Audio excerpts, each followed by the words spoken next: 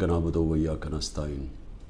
सबसे पहले तो मैं तहरीक इंसाफ के कारकुनों को मुबारक देता हूँ कि इसके बावजूद कि पूरा क्रैक डाउन हुआ तहरीक इंसाफ के ख़िलाफ़, तकरीबन सारी लीडरशिप या जेल में है या अंडरग्राउंड है, छुपी हुई है, उसके बावजूद जिस तरह पब्लिक निकली और इस चीज़ के ऊपर जो कि हर मुसलमान को तकलीफ़ देती है कि कुरान की जो बेहुरमती की गई स्वीडन के अंदर और आज़ादी राय के आड़ लेके उसके पीछे छुप के की गई, तो मुझे बड़ी खुशी हुई कि एक ज़िंदा कौम की तरह और अपने कारकुनों को मैं ख़ास तौर पे कहना चाहता हूँ कि ज़िंदा कौमें ही निकलती हैं हक सच के लिए और इंसाफ के लिए।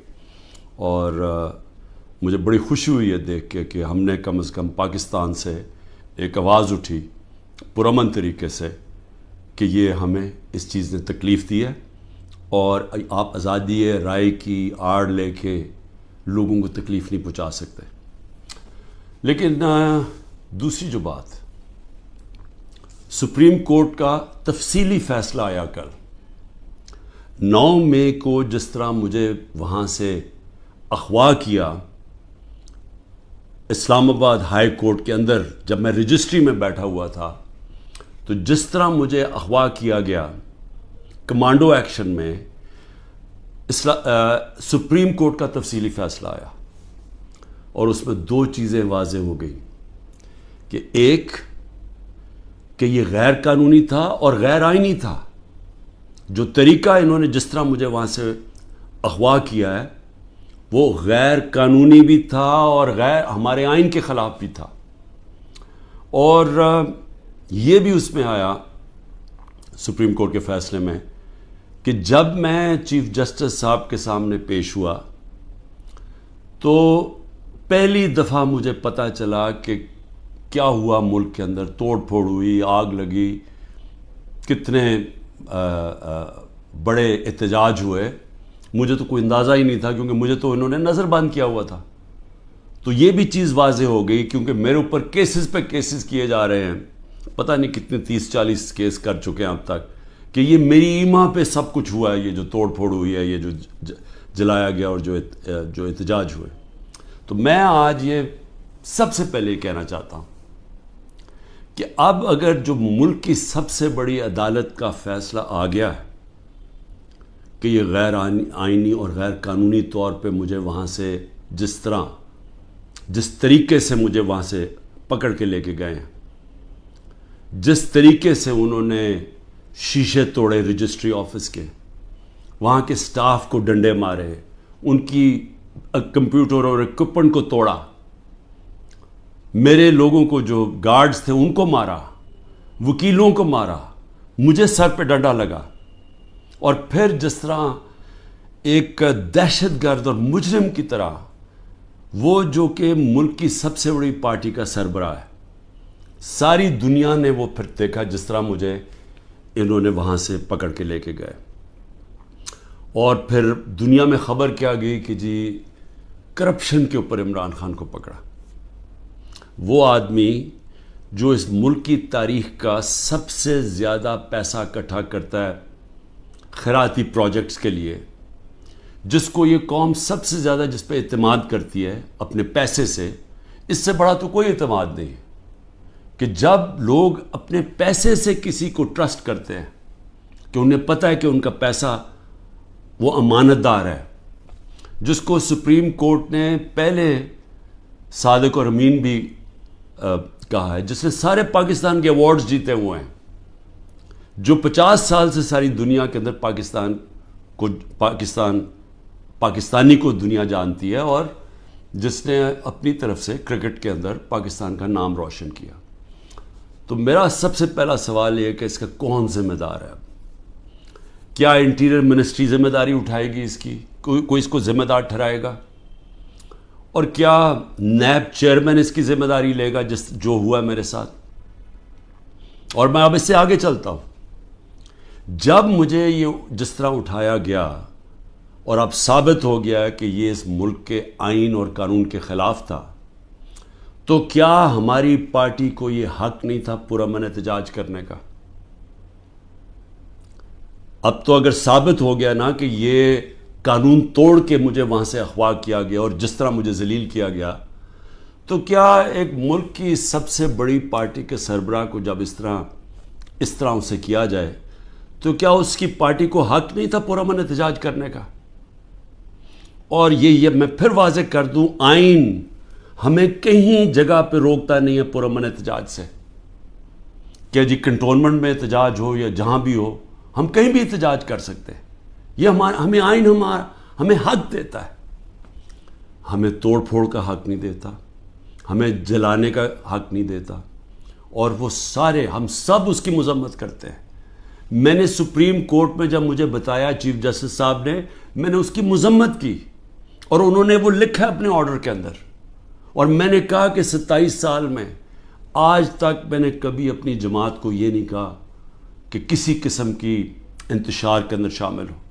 میری سٹیٹمنٹس ہیں، جب ہمارے سے ظلم بھی ہوا 25 مئی کو، جب ہمارے اوپر جس طرح انہوں نے ہمارے ساتھ ظلم کیا کہ ہمیں بغیر کراؤڈ ہے ان کا ڈنڈے مار کے ٹھیک کرو، عورتوں کے اوپر، بچوں کے اوپر جو ہمارے نکلے ہوئے تھے پرامن احتجاج کے لیے، ان کے اوپر جو انہوں نے تشدد کیا، میں نے اگلے دن اسی دن رات کو ہوا، صبح کو میں نے اپنا دھرنا کینسل کر دیا، اور میری اس تقریر سن لیں، میں نے ادھر کہا کہ میں انتشار نہیں چاہتا۔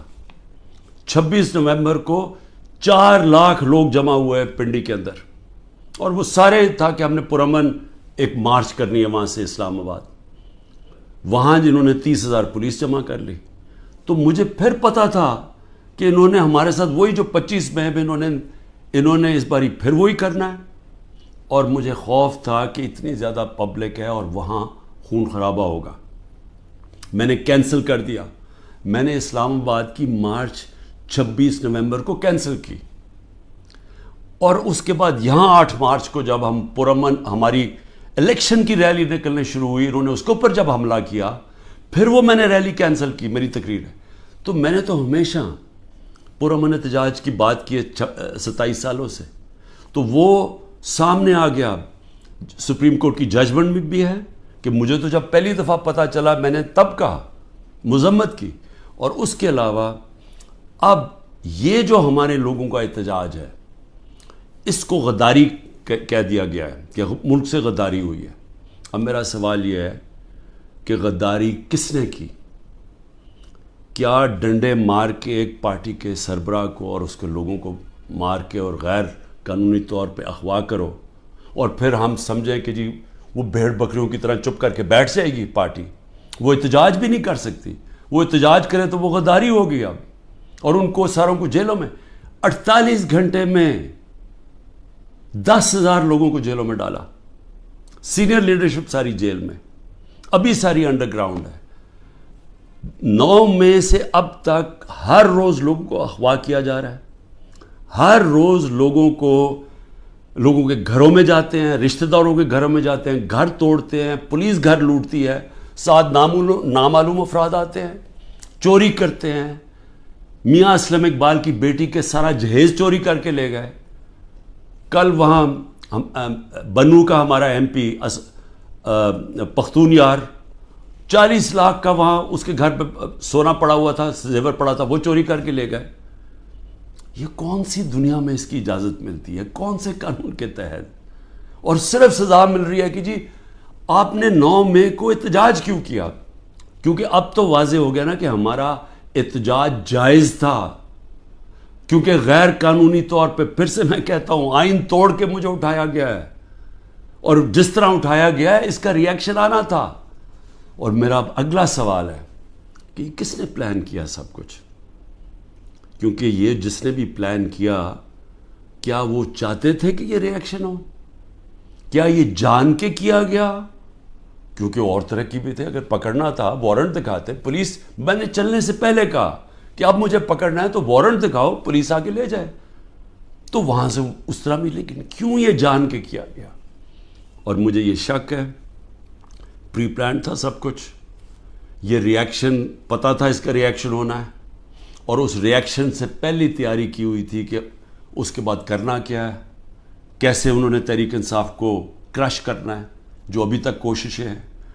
اور پھر ابھی تک میں آخری 2 سوال پوچھتا ہوں کہ ابھی تک کیوں نہیں انڈیپینڈنٹ انویسٹیگیشن ہوئی کہ جو یہ کور کمانڈر کا گھر جلایا گیا ہے اس کے پیچھے کون تھا؟ کیوں نہیں انڈیپینڈنٹ انویسٹیگیشن؟ کیونکہ یہ کوئی نہیں ہوتا کہ جی آپ ہی فیصلہ کریں کس نے کیا اور آپ ہی پکڑ کے ان کو سزائیں دے دیں. یہ جج جوری ایکسیکیوشنر دنیا کے کسی قانون میں نہیں ہوتا. تو کوئی انڈیپینڈنٹ انویسٹیگیشن نہیں ہوئی.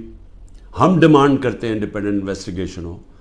انشاءاللہ ہم ثبوت دیں گے کہ اس کے اندر لوگ گھسائے ہوئے تھے, ایمبیڈ کیے ہوئے تھے لوگ. جس طرح میرے گھر کے باہر پلان بنا ہوا تھا کہ انہوں نے پولیس کے دونوں اسلام آباد آئی جی نے لوگ تیار کیے ہوئے تھے, پولیس والے چند تھے, یہاں لاہور کے آئی جی نے پلان کیا ہوا تھا اور انہوں نے مل کے یہاں سے گولی چلانی تھی پولیس کے اوپر, انہوں نے پھر پورا اٹیک کرنا تھا واپس. یہ سارا پلان بنا ہوا تھا جو میں نے 22 مارچ کو پبلک کو پہلے بتا دیا.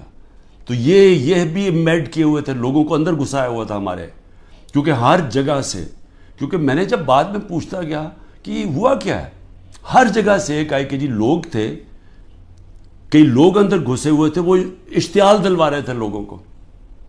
اور پھر ہر جگہ سے ایک چیز آئی کہ جی یہ جو ریڈی پاکستان جلا یہ کوئی ماچس کی تیلی سے تو نہیں جلا.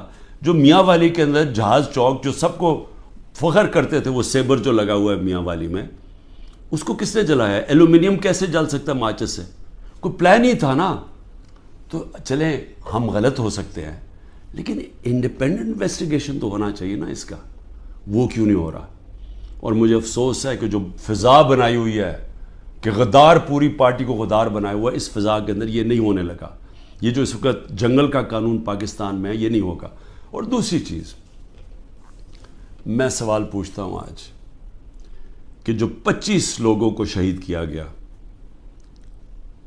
جس میں سے 16 ہمارے پاس ایڈریسز ہیں, باقی 9 غائب ہیں, کیونکہ ہمیں خوف ہے کہ اس طرح یہاں اس وقت خوف پھیلایا ہوا ہے, جو یہ جو ظلم کا نظام بنا ہوا ہے اس کے اندر وہ پولیس پہنچ جاتی ہے. یہ 16 کا بھی بڑے مشکل سے ڈر کے ان کے رشتہ داروں نے بتایا, ان کے نام دیے ہیں, پتہ دیے ہیں, جو 16 لوگ شہید کیے گئے ہیں. اس کے علاوہ جو 3 لوگ, پہلے میں 2 سمجھ 3 لوگوں کی ٹانگیں ضائع ہو گئی ہیں, ٹانگیں کٹ گئی گولیاں لگ کے. ایک پیرالائزڈ ہے, اس کی کمر میں گولی لگی ہے, وہ بستر پہ ہے. اور اس کے علاوہ 50 سے زیادہ لوگوں کو گولیاں لگی ہیں. اب میں یہ سوال پوچھتا ہوں, یہ کیا پاکستانی نہیں تھے؟ یہ انسان تھے نا, تو انسانوں کے تو حقوق ہوتے ہیں. تو آج ابھی بھی اب ختم ہوا ہے فرانس میں, ایک 17 سال کے ٹین ایجر کو گولی ماری ہے پولیس نے, آگ لگ گئی سارے, 1000 سے زیادہ بلڈنگز اور گاڑیاں جل گئی فرانس میں, کیونکہ ایک انسان کی جان لی تھی فرانس کی پولیس نے. یہاں کوئی فکر ہی نہیں ہے, کوئی انویسٹیگیشن ہی نہیں ہے. سب نہتے تھے, کسی پولیس والے کو, کسی رینجر کو کوئی گولی نہیں لگی. اس کا مطلب یہاں سے تو کوئی فائرنگ نہیں تھی. تو کیا پہلے ایک غیر قانونی اور آئینی غیر آئینی چیز کی جاتی ہے جس کا ریئیکشن ہوتا ہے, پرامن احتجاج ہمارا آئین ہمیں حق دیتا ہے, تو کیوں ان کو ابھی تک انویسٹیگیشن نہیں ہوئی کہ یہ جو لوگ بیچارے نوجوان تھے, ان کے ماں باپ تھے, بیوی بچے تھے, ان کو جو گولیاں ماری گئیں کوئی نہیں پوچھے گا. ابھی تک تقریباً 2 مہینے ہونے والے ہیں, کوئی پوچھے گا نہیں کہ یہ بھی پاکستانی, ان کے بھی رائٹس ہیں, ان کے حقوق ہیں. تو اس کو بھی صرف ایک پوری فضا بنا کے کہ جی پاکستان کے اندر جو یہ ہوا ہے 9 مئی کو, اس کے اوپر ایک پوری پارٹی کے اوپر, اس کے اوپر ہر قسم کا تشدد کرو, ان کو دباؤ, ختم کرو. اور میں سمجھتا ہوں یہ پری پلان تھا, سب کچھ پہلے سے پلان بنا ہوا تھا. میں آخر میں یہ کہنا چاہتا ہوں کہ دیکھیں, میں پاکستان کی اب بات کر رہا ہوں, میں اپنی پارٹی کی بات نہیں کر رہا. یہ جو ظلم ہو رہا ہے ایک ملک کی سب سے بڑی پارٹی کو سازش کے تحت, کیونکہ الیکشن یہ پی ڈی ایم والے اب لڑ نہیں سکتے, ان سب کو خوف ہے کہ الیکشنز کے اندر انہوں نے ہار جانا ہے. تو یہ پوری سازش کا حصہ بنے ہوئے ہیں اور اسٹیبلشمنٹ کے ساتھ جان کے اسٹیبلشمنٹ کو ہمارے خلاف اور کر رہے ہیں, صرف اس لیے کہ یہ الیکشن میں پی ٹی آئی کو اسٹیبلشمنٹ ختم کرے پی ٹی آئی کو, تاکہ یہ چور پھر سے الیکشن جیت کے آ جائیں، اور ان کا کوئی انٹرسٹ نہیں ہے پاکستان میں۔ 14 مہینے میں انہوں نے پاکستان کو ادھر کھڑا کیا ہے کہ جو آج اگر کل ہم نے IMF کے ساتھ اس لیے ڈیفالٹ سے بچانے کے لیے اپنے ملک کو تباہی سے بچانے کے لیے، حالانکہ ہمارے پر ہر قسم کا ظلم ہو رہا ہے، ہم نے اس کے باوجود ان کی سٹینڈ بائی ایگریمنٹ کے ساتھ اس لیے گئے ہیں کہ ہمارا ملک بچ جائے۔ ان کو کوئی فکر نہیں ہے کیونکہ ان کے سارے پیسے باہر پڑے ہیں۔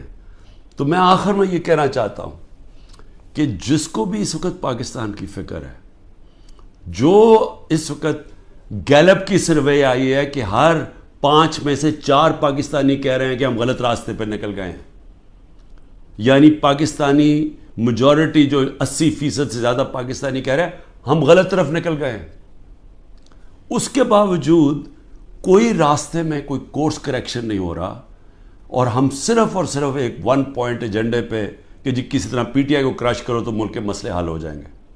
اور اس سے کس کو فائدہ ہو رہا ہے؟ کون ہیں وہ لوگ جو اس تباہی سے فائدہ اٹھا رہے ہیں؟ وہ میں آپ کو یقین دلاتا ہوں کہ وہ پاکستان کی اکثریت نہیں ہے، یہ تھوڑے سے لوگ ہیں جو قبضہ کر کے بیٹھے ہوئے ہیں وسائل پہ، جو قانون کے اوپر بیٹھے ہوئے ہیں، اور وہ صرف اور صرف چاہتے ہیں کہ ہمارا یہ جو قبضہ یہ برقرار رہے، ملک جائے بہاڑ میں، کیونکہ ان کے پیسے باہر پڑے ہوئے ہیں۔ پاکستان زندہ باد۔